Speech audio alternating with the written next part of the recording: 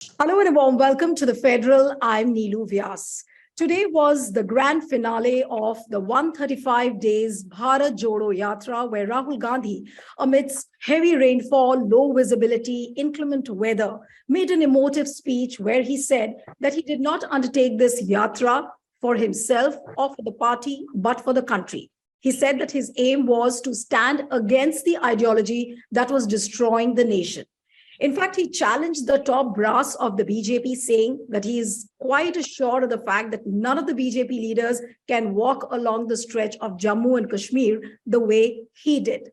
So the question we are asking is this a new turning point for Rahul Gandhi, Congress, and the politics of the country? And can it really translate electorally for the grand old party? I'm joined by a very special panel today. I have with me a former spokesperson of the Congress, Sanjay Jha. Thank you so much, Sanjay, for joining. We have Sandeep Phukan, who's the deputy editor of The Hindu. Thank you so much, Sandeep. He's joining us from Srinagar because he went to cover the Yatra. I'm also joined by Puneet Nicholas Yadav, who's a very senior journalist covering politics at the Federal. Thank you so much, Puneet, for finding our time. And I'm also joined by Vivek Deshpande, another veteran journalist who was formerly with Indian Express. Thank you, Vivek, for joining. Yes. And let me begin by Sandeep Phukan, because he'll have lots to share with us as to what happened today. But Sandeep, looking at the fact that Rahul Gandhi managed to make the speech, because in the morning, there was a murmur that probably the yatra won't happen or the grand finale would not happen the way the Congress had wanted. But still, he managed to make a half an hour speech where he made all the points possible. So do you see this as some kind of a new turning point for Rahul and for the Congress? Well, indeed, in the morning, many believed that it wouldn't be possible to carry on with there was no yatra, but to carry on with the program to mark the culmination of the 135-day long yatra. So the plan was that they would hoist the flag at the Pradesh Congress Committee office, which is very close to Lal Chowk. And from there, the leaders, including other opposition party leaders, would join the rally. So where there would be speeches, and then there was a closing ceremony, a grand closing ceremony where there would be, music concert. So this was a fairly long, elaborate program. But as luck would have it, this morning was the first heavy snowfall in Srinagar. In fact, Srinagar right now looks like a white blanket. Everything is covered with thick white snow. So many of us who actually went to cover the function, the rally, had difficulty because of security reasons, and Mr. Gandhi is certainly one of the very, very high-profile protectee. But apart from him, there were several other high-profile politicians like Mehbooba Mufti, Omar Abdullah, and others who had flown in from other parts in show of solidarity. So the entire area was cordoned off. So many of us had to walk down, fairly long distances to be able to attend and cover that in the stadium. The ground was by and large empty.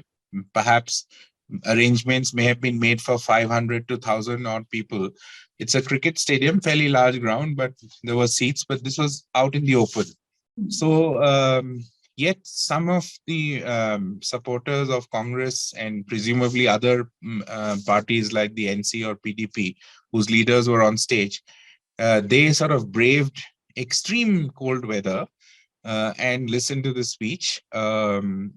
Mr. Gandhi, for a change, was wearing a Ferran. He was no longer sporting a T-shirt until yesterday when he addressed a press conference, which also I covered. He was wearing a cap, but he was still, wearing that T-shirt. But today he was, completely covered with, because it's bone chilling, the cold here, and he was covered with a Ferran. Coming to your, the more substantial part, that what does this do to the Congress? Two things, I think. I'm not sure if this is going to reap electoral benefits immediately.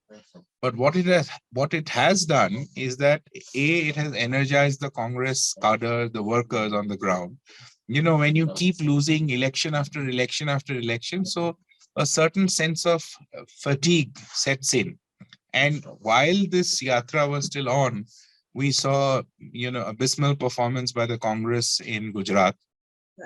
Of course, they won Himachal. There was a by-election in Telangana that was also not done well. So I'm not sure whether this yatra will have immediate electoral impact, but it has enthused the Congress worker. And to a large extent, it has changed the perception or narrative against Mr. Gandhi. So he's more open about, he's held 13 press conferences. He's answered more or less all questions. So, there were many controversies on the way. But what is interesting, Nilu, is that earlier, one kind of narrative would dominate. But that hasn't happened. You wouldn't have seen too many visuals going, or, his gaffes making viral video clips. So I think that is also, a gain, I would say, for the Congress. And I'm sure, as he himself said in the press conference, that he's matured as a person and a politician. Right. Absolutely. And in fact, I was sifting through the Twitter, and in fact, the meme gang, the entire social media is completely silent post the Rahul Gandhi speech. I come to Puneet now. I come to Sanjay towards the last, so that you can listen to everyone and then answer the question. So Puneet, to come to you. Now, what are the kind of challenges which are there before Rahul Gandhi as well as the Congress party? There are still, I agree with a lot of what Sandeep just said in terms of the, what the yatra has done for Rahul as an individual, his individual image. And, although Sandeep touched on it briefly, but in terms of the Congress's electoral position.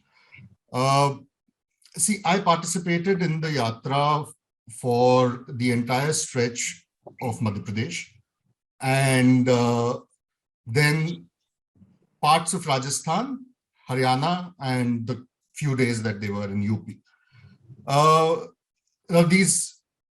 These states are a kind of a mix in terms of how the Congress is as an organization. UP, we know that for the last 30 years they've been increasingly pushed to the fringe. Madhya Pradesh is a largely bipolar state where the Congress has its own substantial base. Haryana, again, the party is powerful. Rajasthan, the party is powerful. The issue is, in terms of the yatra, although the Congress has been constantly saying, it's in a way two different things that they've been saying, but they've been saying that, if you look at the statements of Jairam Ramesh, etc., that the yatra is not a political movement, and it's not geared towards electoral revival of the party. It's above politics. It's on, it's a social movement of sort. But then the question is, even if they are to now move towards a glide path for electoral revival of the party, what has the yatra done in terms of that? It has enthused the cadres, as Sandeep said, which I agree with. But has it enthused the organization? That, I believe, is a major question mark, because like the states that I passed through as part of the yatra, there was a lot of interest, a lot of curiosity in what Rahul has to say. I would agree that there was a definite and visible change in the way people saw Rahul and perceived Rahul as a politician. But then that did not translate. I think that goodwill that Rahul generated did not translate into goodwill for the party at a lot of places. There were still a lot of complaints about the local leadership. There was a lot of complaints about the inaccessibility of a lot of the local leaders. And unfortunately, the yatra does not really give any kind of an answer to these questions. at an organization, in terms of the organizational deficiencies of the Congress. Right. Rahul has been repeatedly saying that, like in Alwar, when he was addressing a rally, he literally told the leaders that I want you to go to the people at least 15 days a month, carry out a 2-hour or a 3-hour padyatra every 15 days, at least 15 days in a month. Sachin has been doing, but that's in a different context. How many other Congress leaders have been doing it? The party said that they will have a Haath Se Haath Jodo Abhiyan from starting 26 January, which will be the political extension of the Bharat Jodo Yatra. Although it's a very short period now, in between 26th of January to 30th of January.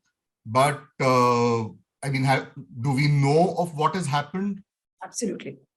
In any state, not at the national level, but in any state.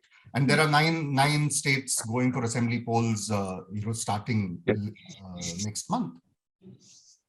So that's the electoral aspect. Yeah. So the structural and the organizational deficiencies, or rather, I would say some challenges which are there. Vivek, I'll come to you now.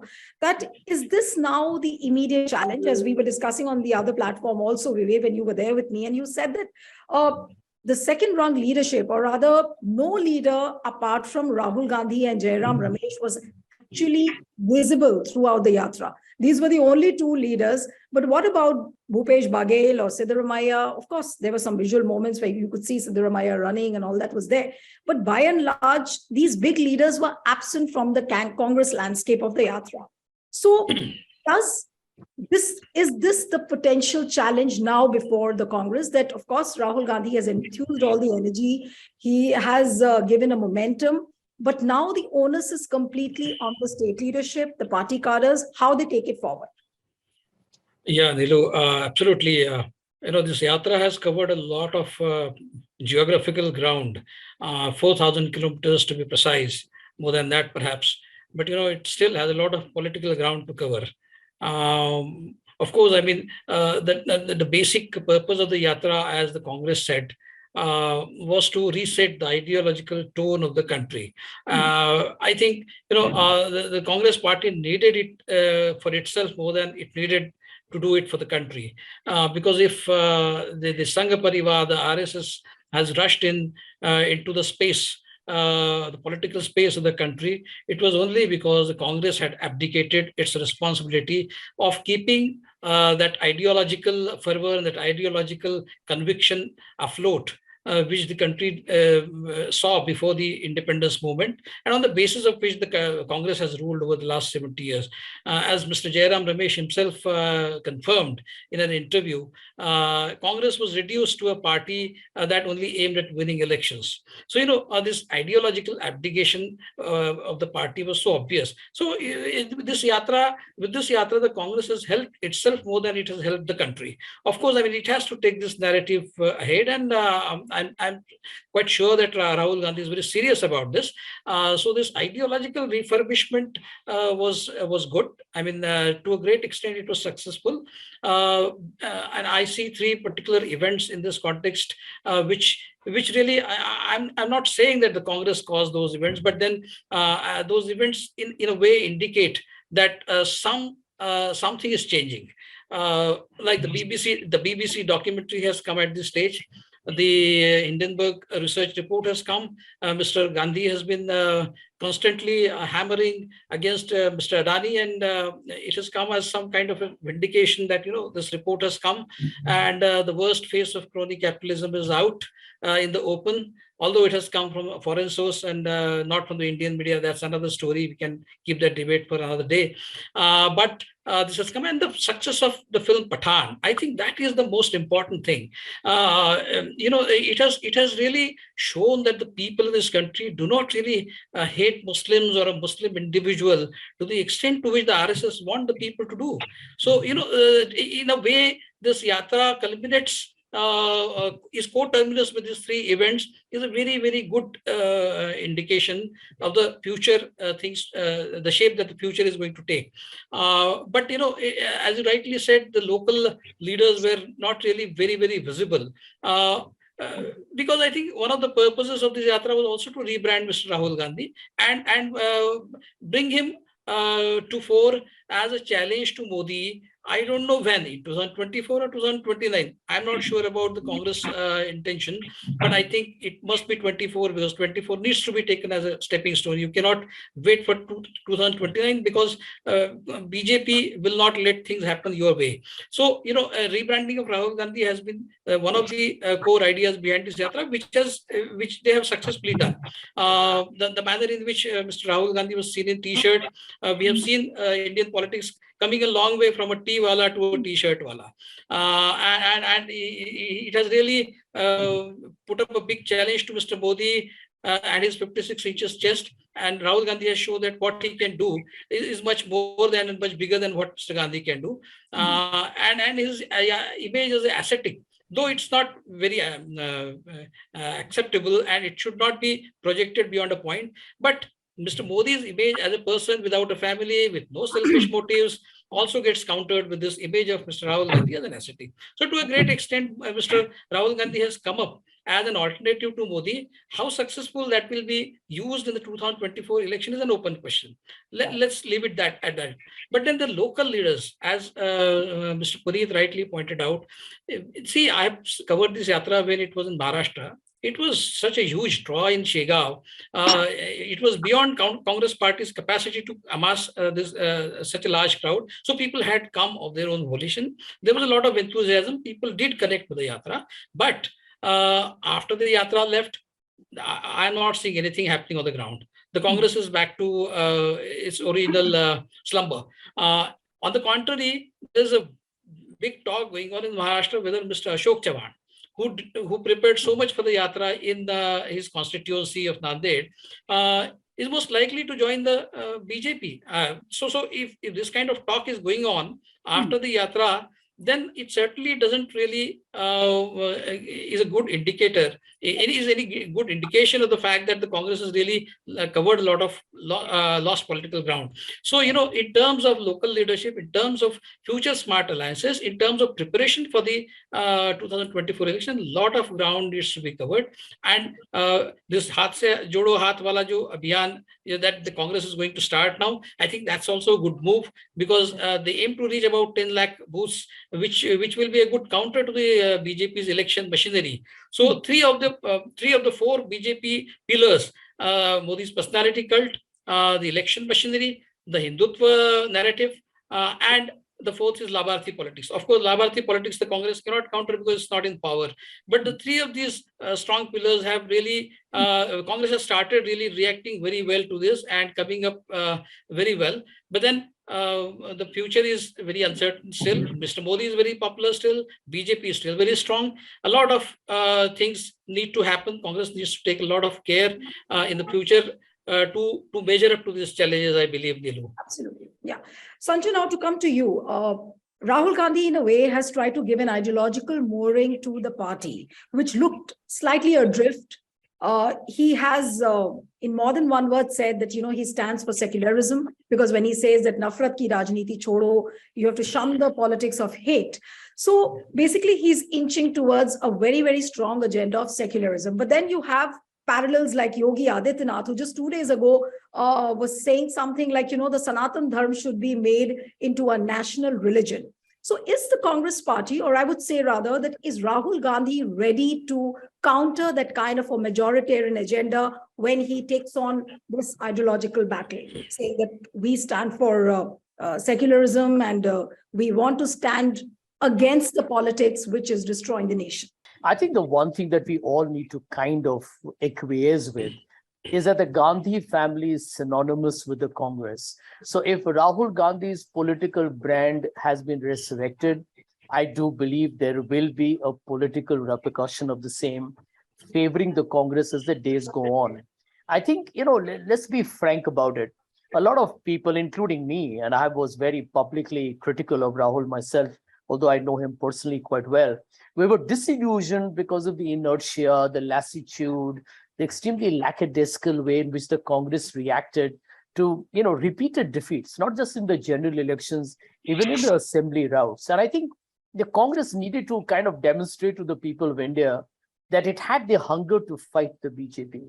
And I completely agree with what I think Puneet probably mentioned, that the BJP is an outcome of the Congress's own internal, shall we say, inability to kind of read the narrative and the shifting sands of time and to be able to adapt. I mean, let's be honest, in politics, as in corporate life or anywhere else, if you're not going to be adaptive to a shifting mood or a certain situation caused by technology, a disruptive leader, or the whole demographic shift, then you're clearly not reading the tea leaves properly.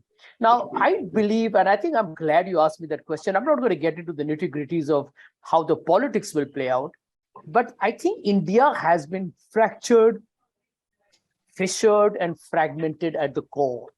Over the last 8 years, Mr. Modi's government, or rather his political party for sure, has blatantly played the Hindutva card.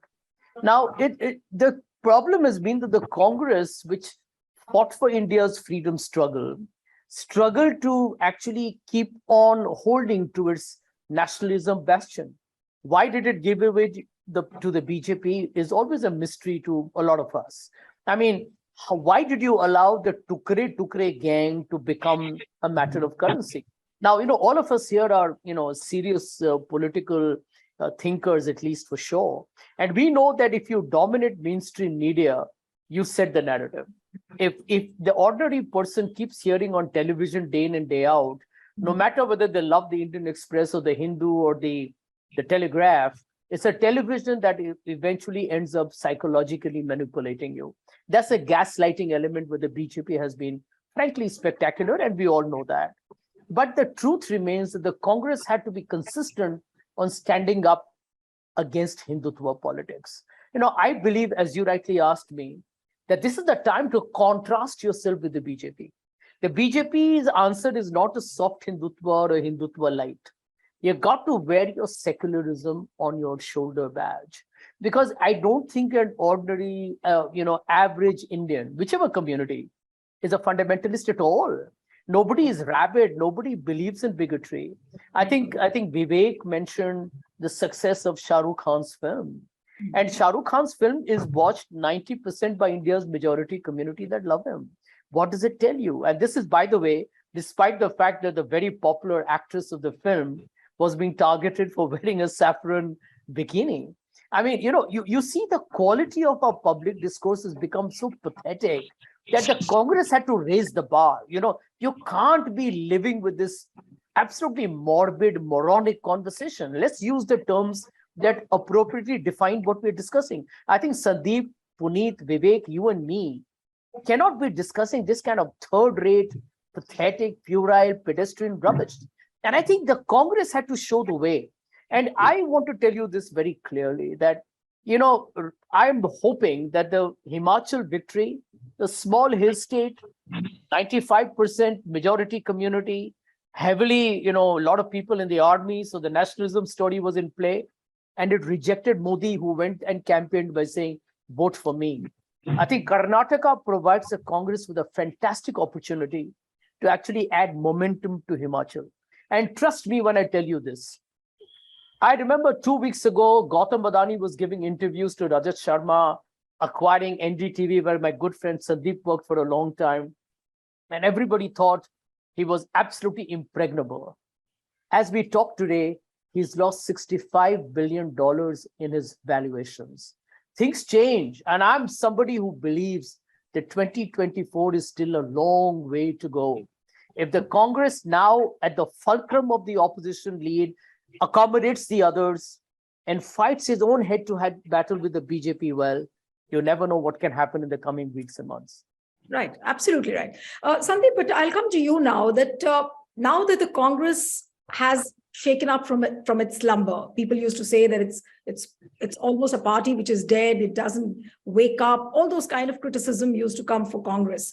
Now that the tag has come out because of Rahul Gandhi's efforts, because of Bharat Jodo Yatra. At least that image has changed. But now, how do you see Rahul Gandhi placed within the party? You cover Congress, you've been covering Congress for a long time. How do we see the positions as far as Mr. Kharge is concerned, Mr. Rahul Gandhi is concerned, as far as Priyanka is concerned? What I'm getting to know and what I have picked up from the people within Congress, that Priyanka Gandhi apparently will be the electoral face, and Rahul Gandhi will continue doing these kind of yatras. How far is that true? And how do we see the positions of all these people vis-a-vis Mr. Kharge? Well, to begin with, to answer the Priyanka question first, I would say that her record hasn't been all that great ever since she sort of came into the party. See, for a long time, she was only managing her mother's constituency. So she was always the trump card that the Congress never used, or so the media believed, or so went the narrative. But when she actually came into the party, started doing, became a general secretary, handled Uttar Pradesh. So in fact, 2019, the Congress had a disastrous result in Uttar Pradesh. Only Sonia Gandhi managed to win. Even Rahul lost his Amethi seat. The recent outing in the assembly election last year was, in 2022 wasn't great at all.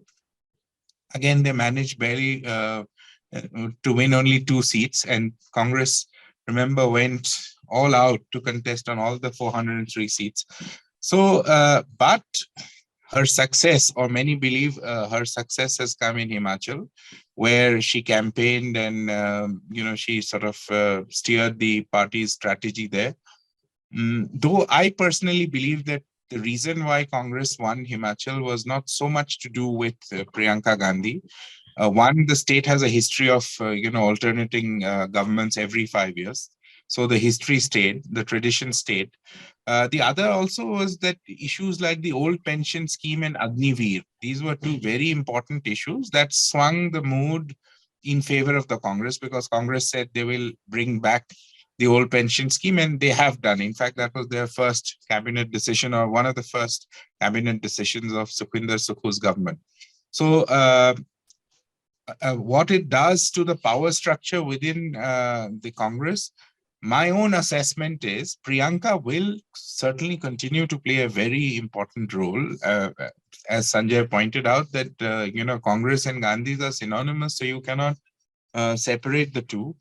I would imagine that Mr. Kharge will really be controlling the party or organization, but the face of the campaign would be Rahul Gandhi. And why do I say so? I think Puneet mentioned that the political extension of Bharat Jodo Yatra is the Haath se Haath Jodo. And if you see, what does that entail? It entails Congress workers going to every house, cover 10 lakh booths, electoral booths, and hand over a letter of Rahul Gandhi, where he says, Aapka Rahul, in that letter. So, all of us have reported that, how they will be distributing a charge sheet against the Narendra Modi government, and also a promise. And in that letter, there are some very interesting electoral promises, like more jobs for the youth, cheaper fuel, and capping LPG cylinders at 500 rupees. Now, that is also something that's very interesting, that in a letter, in a campaign, you're giving that. So I think power structure, as far as I can see, that Mr. Kharge will continue with his role as the opposition leader, as the party chief.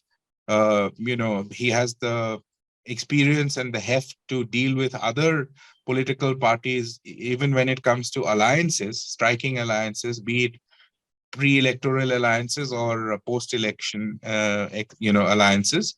But I think Rahul Gandhi is going to be the face. And I do believe, as Vivek said, that this exercise was actually as much for the Congress. I mean, they may claim this was for the party, but I believe that it was for the Congress, and for to bring about ideological clarity, to also, rebrand Mr. Gandhi as a serious politician, as a consistent politician who sticks to a cause that he takes up. Right. So, Puneet, my next question is that the immediate challenge before Congress, of course, is the Tripura election and the Karnataka election. So, how does it really pan out now in the coming days? Of course, the Bharat Jodo Yatra has got over. Yesterday, also during the press conference, people were asking Rahul that what next, and he said that just give us some time. Then there is, of course, a plenary session coming up in the last week of February.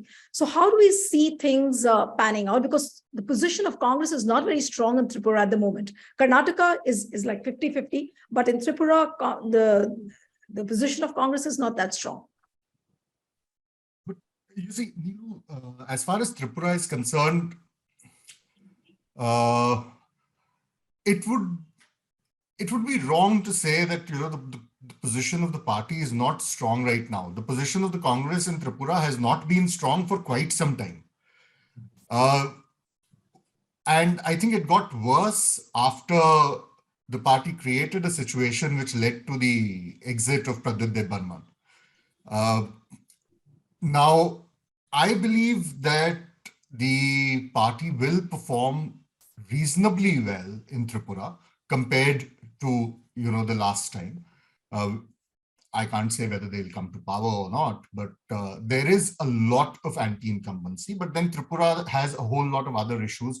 We've seen the kind of violence, electoral violence, in Tripura, which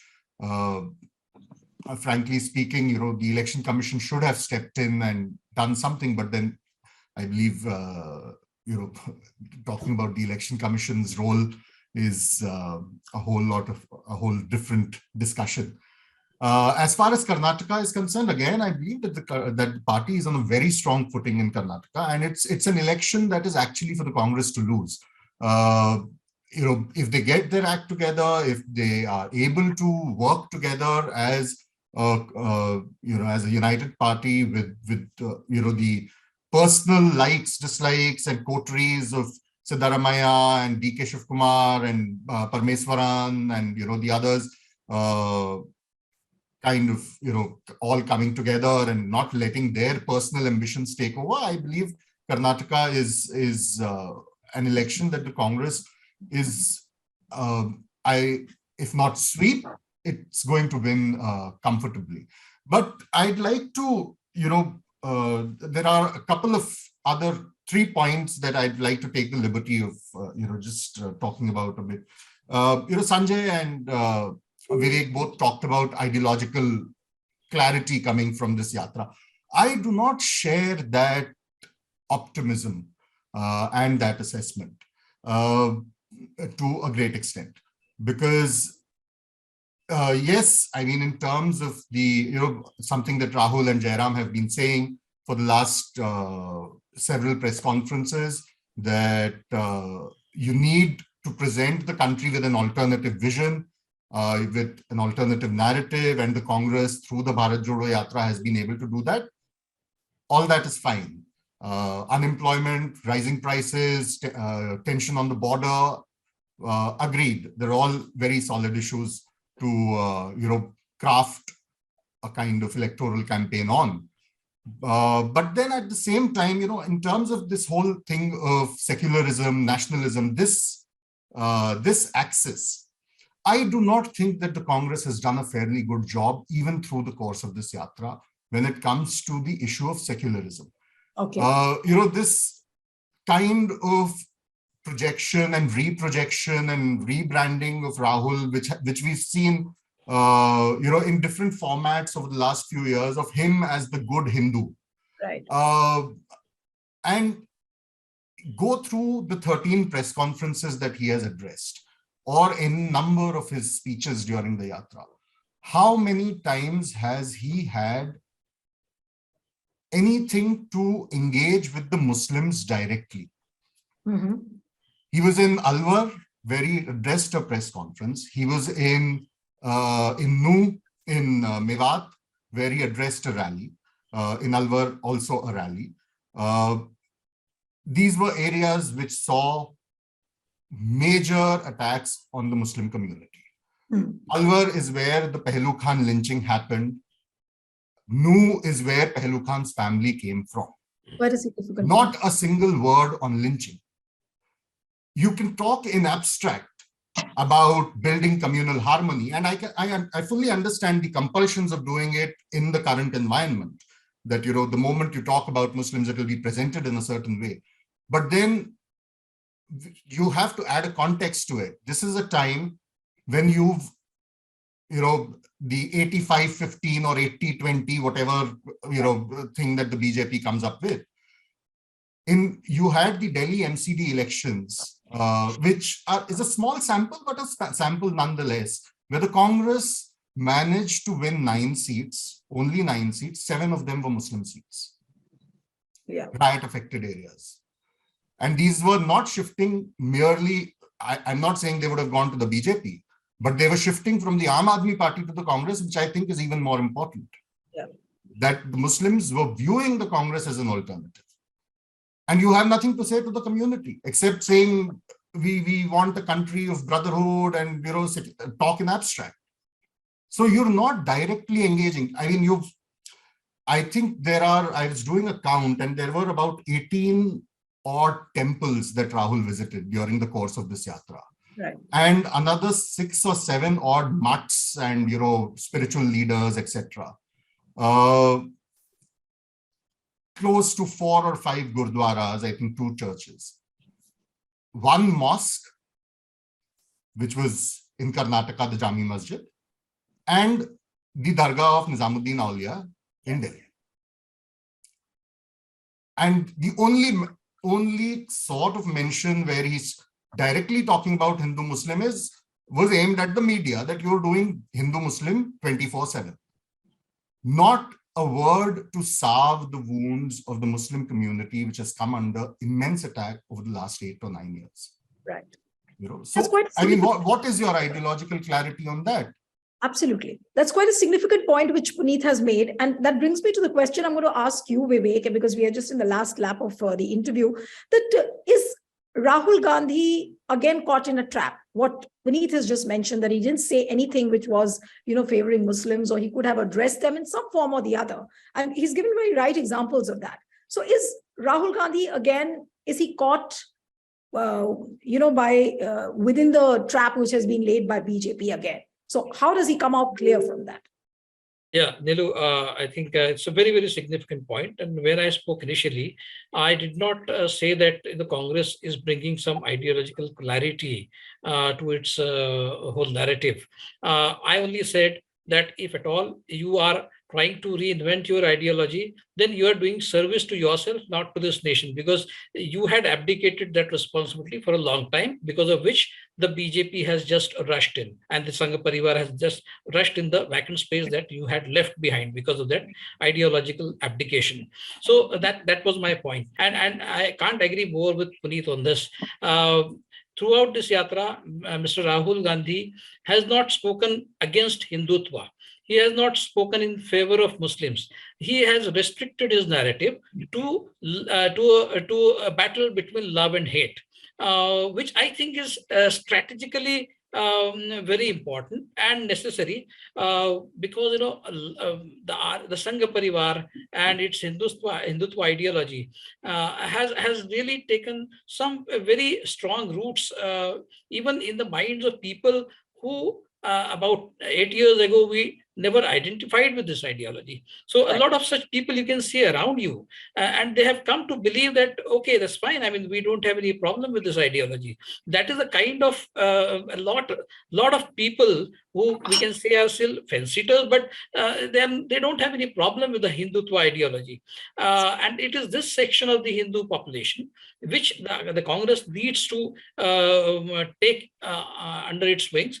This section of the Hindu population, the Congress needs to appeal to. And if you directly attack Hindutva, and if you directly take the side of the Muslims, which the Congress has paid the price for a long time. I mean, without doing anything good to the Muslims, Congress has invited this criticism of being pro-Muslim. Such Commission report had come when the Congress was in power. And everyone knows that the Muslims did not really fare well under the Congress. But some silly decisions like Shah and all, Congress invited this tag of being pro-Muslim, which it can't invite again, it will be at its own peril that it will do this at this moment. I think strategically, if you have taken this narrative in terms of love and hate, that's good. But I think at some point of time, you have to take that stand. When is the right time to do that? I don't know. I mean, the Congress has to take its call. Absolutely. But I wish to mention one particular point. When you can take a stand against Savarkar in Maharashtra, then why can't you speak about the remission of the those convictions in the Bilkis Bano case? He did not take it up explicitly during his yatra. So, that is where some problem lies. And the Congress has to really come out very clean on that, I believe, Neelu. Absolutely, absolutely. So that brings me to the question after listening to all of you. And that last question I will ask Sanjay, that of course, Yatra has done the good to Rahul's image. It has brought in a certain momentum to the party, but still everything looks very abstract. Of course, we are in the hope that Haath Se Haath Jodo Yatra would do wonders, where people will reach out to the polling booths. It might transform it might transform the party and give some electoral results, but still things look very abstract right now. Neelu, I will respectfully disagree here with both Puneet and Vivek. You have a problem of a rising communal temperature, which hasn't happened overnight. It's happened over a long time. I would say it predates even Mr. Modi becoming Prime Minister in 2018. Although since then it has reached alarming proportions with lynching and Pragya Thakur, and you have heard the very horrific and ugly diatribes. The answer to that, and I agree with both of them to one aspect, that the Congress has woken up late to the challenge, which is a formidable, shall we say, challenge. Having said that, the battle cannot be sorted in a transactional narrative. It has to be built through a language of compassionate politics. I think what Rahul has done in the Yatra, which is a Bharat Jodo Yatra, is that he has not allowed the politics of transactional events and episodes to come into the play. You see, when you say that ye nafrat ki bazaar mein aap ek pyar ki dukaan kholenge, it is basically addressing the BJP's hate campaign. Targeting whom? Targeting the Muslims.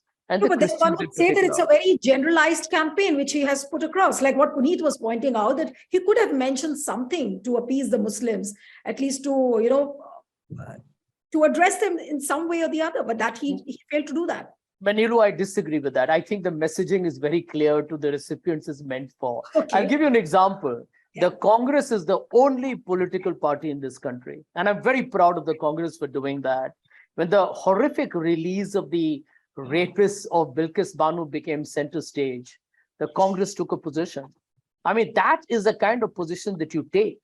And I just believe that if you look at every development since then, whether it's a hate speech, whether it's Pragya Thakur's weaponizing speech, I think the Congress is battered in the forefront.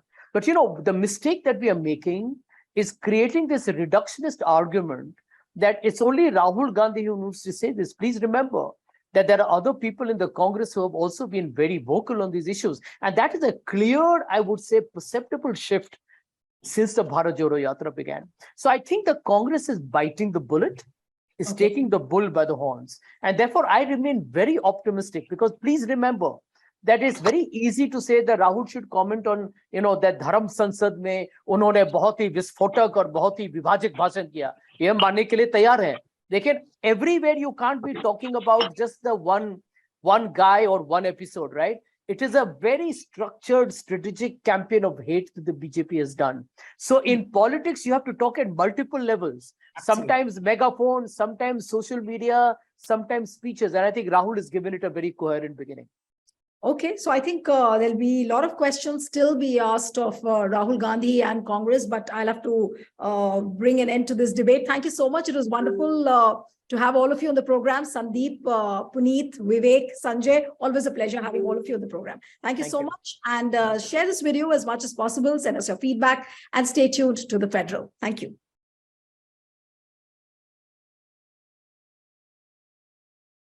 Subscribe to The Federal's YouTube page for more interesting updates.